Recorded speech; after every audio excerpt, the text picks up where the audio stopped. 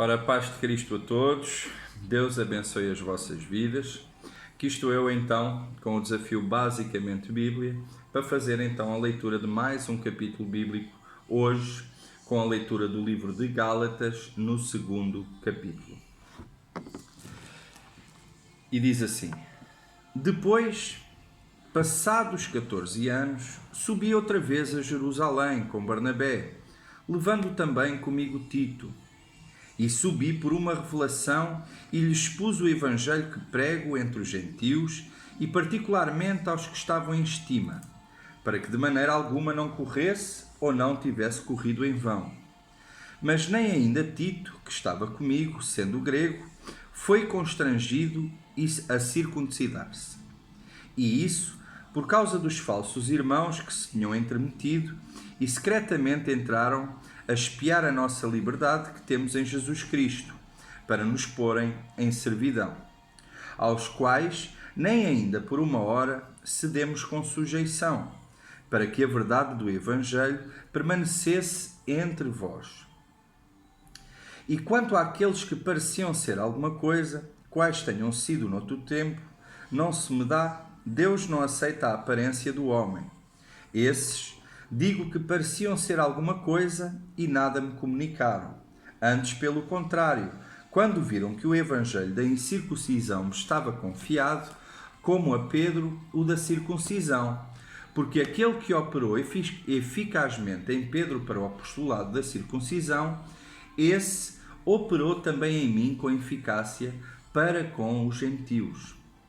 E conhecendo Tiago, Cefas e João, que eram considerados como as colunas, a graça que se me havia dado, deram-nos as destras em comunhão comigo e com Barnabé, para que nós fôssemos aos gentios e eles à circuncisão.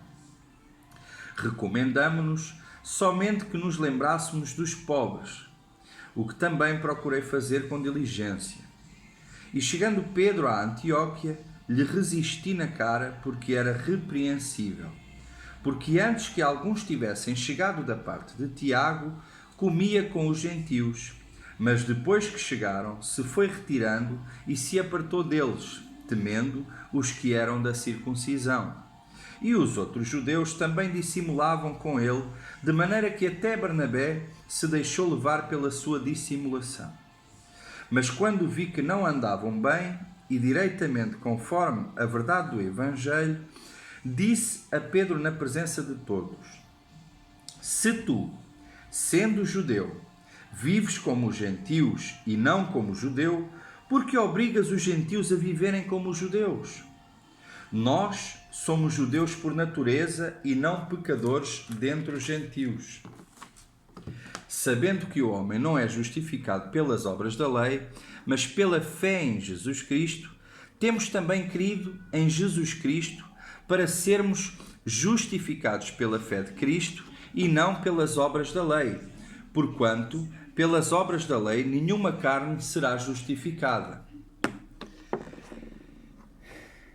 Pois se nós, que procuramos ser justificados em Cristo, nós mesmos também somos achados pecadores, é porventura Cristo ministro do pecado?